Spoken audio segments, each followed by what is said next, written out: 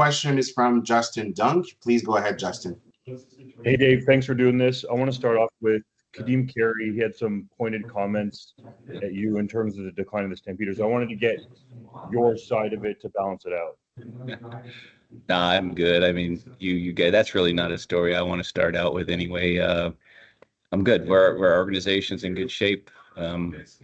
We have already, as an organization, looked to address anywhere where we can improve. And we feel like we got an idea and a plan to do that. We traded for Flo, and I had a good conversation with Flo. And some things when guys, as long as, like you said, realistic about kind of their time and honesty is fine with me. But I'm comfortable with what we do and comfortable with our organization, and we'll leave it at that. Right on. Appreciate that. Can you explain how this CFL blockbuster trade came together with Cam Judge going to Toronto and you guys trading for Flo? Yeah. I do think you always get excited to bring in what you consider a game-changing player. But when you do these trades, usually you got to get rid of and trade that same type of guy. And I didn't take any enjoyment from our conversation with Cam Judge. I think he's a great player. He just had a baby, and I don't take it lightly dealing with people's lives, but it is part of what we do. It is January, and I felt like it made our team better and different, and felt like pass rush with some speed, and the type of player Flo is, there's not a lot of them like that. And we decided to make the deal. I'm a 1-for-1. Like everything else, you look at salaries, medical history, all that sort of stuff. But two really quality football players. We just went with the D-line over the linebacker. How often do those types of deals get kicked around in the CFL behind the scenes? And then what does it take for it to come to fruition? I've always felt CFL doesn't trade very much. What you do, obviously, when you trade, you put yourself out there for some scrutiny. A lot of people, I think, just are very comfortable. They'll just keep their guy and try to, and certainly make him the best player they can, or find a younger guy that nobody knows about. For us, we felt like we needed to change to get better, but also get some different voices, get some different styles. Obviously, with the Vernon Adams trade, that was a big trade for us. We traded for PJ Walker, another trade that we felt gives our quarterback room a really good football player that I think will be a good player in the CFL. And then pass rush, to me, and offensive line play is probably the other area that more trades come because they're just hard to find. Thanks, Dave. Yep. Thank you, Justin. The next question is from Frank Stanici. Please go ahead, Frank. Frank, you're muted. Yeah, my apologies. I didn't click it. Long time no see at the line in the airport. Let me ask you, the Stampeders organization right now is going through a pretty big transition, with the coaching and some pretty interesting trades. Speak to the relationship between you and the general manager, or the general manager and you, whichever way you want to refer to it, how it's grown. As far as like my role as that? Your view of it. Yeah, so I mean, I had a couple great mentors in Wally Bono and John Huffnagel, but Huff I've worked with in the football sense. I feel very confident that when I speak with John that I'm getting a wealth of knowledge that not that many people can provide. I definitely use his viewpoint and take his opinion, weigh it very heavily. But essentially, it still comes down to if you think you can make your team better. I use Brendan Mahoney as my assistant general manager, and Brendan does a lot of the talk with the agents. I need that because a lot of times I feel like it's just around and around you go and nothing gets done. I'm more like to close deals. If you want to do it, let's do it. If not, I don't want to waste bunch of time. This is not fantasy football. This is regular, real football. So when you make decisions, there's lots of things that go into it. I think as an organization, we need to increase our presence in the U.S. We need to get to know more and more scouts. We get to know more and more contacts. We need guys excited to come to Calgary and the CFL. And that's something we've looked into the offseason, trying to get a bigger footprint in the U.S. And we're doing that. COVID was it just changed everything. And for us, unfortunately, it didn't go our way. We need to change, and we're going to do that. So essentially, you also have an opportunity to have a cultural shift in the organization, a bunch of new ideas. And how do you see that helping you? In my opinion, it's not cultural shifts, because the first thing we do, and I'm going to be honest with you, we treat people as humans, and that we are very honest and fair. And the culture is actually more than fine in Calgary. In fact, I think we have good culture. But the problem is when you don't win, it's a winning business, and whether you're a good person or whether you still are doing the right things, if you're not winning, you have to change. And that's really been the thing, is that there's other good coaches, there's other good philosophies, there's other ways to do it. Why don't we take a look and bring some of those guys in and trust that they can enhance what's already here? And as a head coach, general manager, I have to look in the mirror, and I have to approach things differently, because it wasn't working the last 2 years. Thanks, Dave. Yeah, thanks. Thank you, Frank. The next question is from John Hodge. Please go ahead, John. Thanks for doing this, Dave. Yep. I wanted to ask you about your coaching staff. Like we've talked about the kind of longevity, the consistency that's been in Calgary for so long. This is kind of the first time, at least since you got to Calgary, there's been this much changeover in one off season. How does that make you feel? I'd imagine there's probably some excitement. There might be some trepidation. How do you feel about it? Yeah, I mean, we've actually had some more than enough turnover, but it's usually guys getting promotions.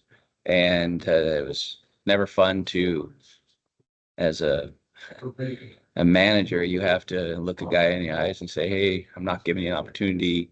We're moving on. And we do it all the time with players, and it never gets any easier. And I just hadn't had to do that with coaches. And I feel like I do think the staff we put together is a good staff. In fact, I'm excited to work with these guys. Still have a lot of familiarity with a lot of them. I know they're good coaches. I do think we're going to have to blend and mix, and which voice kind of takes over in which scenario. And it's my job as a head coach to put it all together and share my vision and what I want to do, but then let the coaches coach. Don't micromanage, just let these guys start relationships with their players. And I think it'd be nice if we could gel early, but it will take a little bit of time. But, in football and any other sport, time's not always on your side when you're coming off losing seasons. So we do feel some urgency. We're excited to have a shot at this in 2025. With your new staff in place, can you share whether or not you received an extension as well? We've just, we've talked about this, John, in the past. That isn't something as an organization we do. We don't talk length of contracts or anything like that. So same answer I had for you, I think it was last year. We just don't talk about that. The players you announced, but coaches and personnel people is not something you'd consider discussing. What we want to focus on, like you say, any of the guys, is we're in the winning business now. So all of us know we got to win now. Okay. Yep. Thank you, John. The next question is from Jeff Hamilton. Please go ahead, Jeff.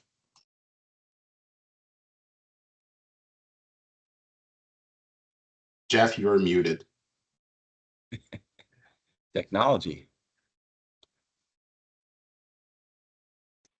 There we go. Better? Yep. Okay, perfect. Dave, just to follow up on John's question, what was the message to you then after the end of the season? And do you think you can get away, if you will, with another year like you've had the last two?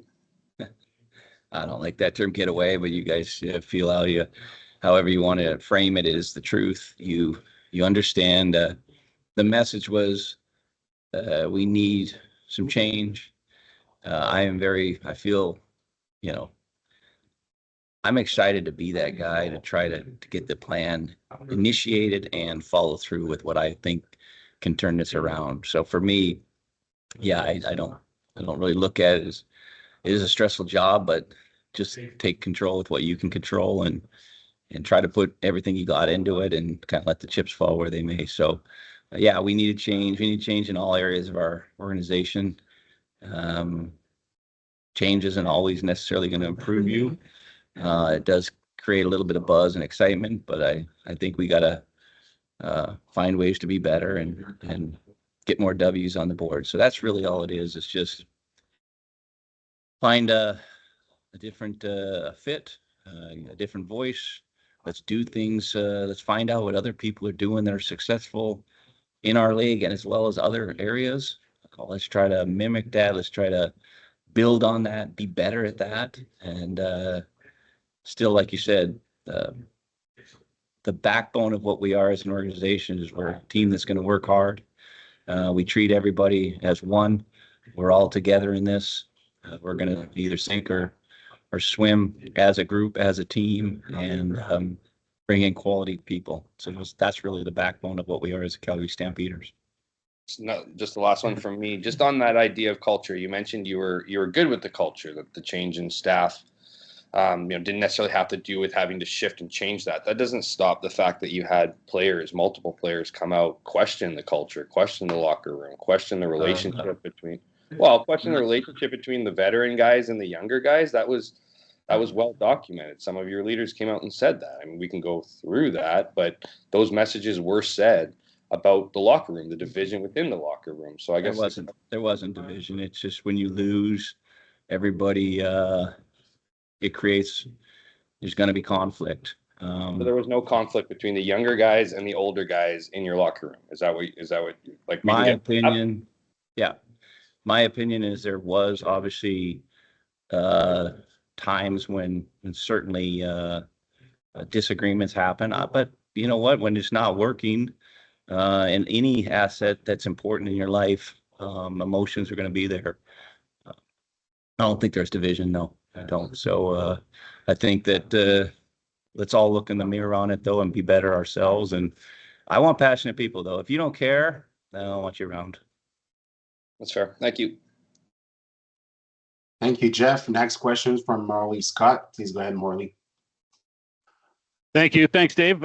You know Mark Killam probably better than or as well as anybody else does. Can you talk about his readiness for the next step in his career and the role he has now in Edmonton? Listen, I don't know why it happened like it did, that Mark's been up for many, many head coaching jobs and he wasn't chosen. And then, when I feel like, maybe we need to change and find a different voice and he's on the market, free agent, then he gets his job. But I'm really proud of him, happy. He's done all the work. He does a great job. But we're going to go to battle against each other. And I knew he'd have a job, but I'm very happy that he's been pushing hard for this. There's only 9 of us. It's tough to get. And you can look back to it's some years you're hot, some years you're not. Some years you're the top candidate. All of a sudden you fall off and you can't get an interview. Sure, it frustrates everybody, but both with Brent, all the coaches, but the coordinators that I've been with for so long, I'm glad they found a good fit, and now we'll have to go to battle against each other. Thank you. Thanks. Thanks, Morley. Next question is from Todd Seloff. Please go ahead, Todd. Hey, Coach, how you doing? I'm good. Maybe tell me a little bit about Flo and getting him back and what skill set he brings to the team. And obviously he was somebody you probably missed over the last few years. Yeah, definitely he's different. Okay, first time he's from Dartmouth. Not that many super smart guys willing to beat their head up and go after it, and I just enjoy watching him play. Like I said, he's built different than a lot of people. I mean, honestly, twitchy, strong, relentless motor, violent. super smart, great person. Yeah, we did miss him, and we weren't. I'm actually very surprised he was on the trade block. I thought every time he's played, he's had a few injuries, but when he plays, he's one of the best, if not the best. So certainly was big for us to bring him back. You got to give up something to get something, though, right? And I imagine Cam Judge is not somebody that you part with willingly. I mean, it's there's history in there too. A Canadian for an American is sometimes works, sometimes it's not. I think Toronto did the Ceresna Curly Gittins deal, worked out for them. Probably both teams. Both teams are going to get really good football players. It's just where do you have them and where do they slot into your team? But yeah, both teams are going to get really good football players. And you don't really know if it's a successful trade until you see the results. But you did your work. You put it out there. You definitely put it out there, and you see what the results will be. You made some big moves already to start this off season. Do you feel like this is just the first of many? Bringing Vernon in, bringing Flo in, getting Bagleton re-upped. Do you feel like this is just the first of many? How do you feel about where you are right now? Well, so for us, one of the couple of huge pieces that we got signed back were Jalen Philpott and then Zach Williams. We want to. Sometimes we get frustrated we feel like we lose some of our young talent, and there still is a hierarchy or structure on your team. So you're not going to overpay a guy on potential. If another veteran, you're not going to push him over that. But at this point with our team, both Jalen and Zach, we drafted them. They're good players. They've got more ceiling. They're going to get better. Felt like that was imperative that we got both of those guys back, and we did. Then we also, the rest of it to me, the quarterback was something that we just wanted to change, and we feel like we did a good job there. We should have more change as well. It's kind of one of these in free agency where you just some of the guys you're very interested in just keep getting re-signed or off the board, and you're not quite sure. We're trying to be. We know we have good players on our team too. We just maybe it's a different way of style, different coach, different scheme can then get the production that we want out of it. So. It's all going to come to a head here in the next month. Exciting times for us. General manager is you do get your fingerprint on the team. Thanks, Coach. Thank you. Thank you, Todd. And I think it's going to be our final question from JC Abbott. Please go ahead, JC. Hey, Dave. When it comes to adding Flo back to the team, he was a guy this offseason who implied publicly in some comments that Calgary hadn't been an organization that made the blockbuster move in the past. Once you made that move to bring him in, is that something you discussed with him or laughed about? I didn't laugh, but yeah, I did talk to him about it. And he kind of was like, yeah, Coach said what I said. It was the truth. He didn't trash on the organization and say that we aren't good people and that we're not a winning club. He just said in the past we hadn't had to make that splash. And hey, Flo's looking forward to coming back. I mean, I'd like him to talk, but I know it because I've spoke with him. He also isn't. He's not.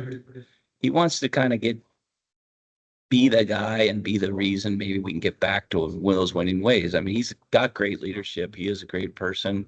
He works extremely hard.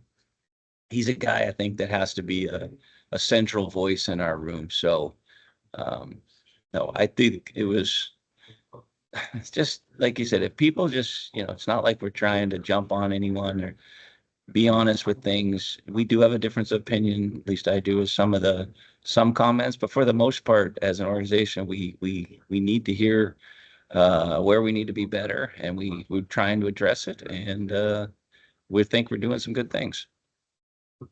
Are there other comments like those that particularly have rankled you and that you think you need to address specifically going forward to improve your perception? I think, listen, and then here's the thing, for the most part, players that leave, not always the guys that you necessarily are going to say a lot of positive things about how things go. I think the league knows, the people that work in the league, and the players that are in this league know what we stand for. I'm not worried about it to try to get into any sort of a back and forth, because I know what we are as well. Calgary, though, we are in a need of a little bit of a shot in the arm. We need some juice. We need some good things to happen for us. The whole city as a whole, I think maybe we got into those mode where expect winning ways, and when it doesn't happen, it definitely is a little bit of an eye opener, and can bring excitement. So I think we've done some good things. Hopefully we can continue to do that. Thanks, Dave. Okay, thanks.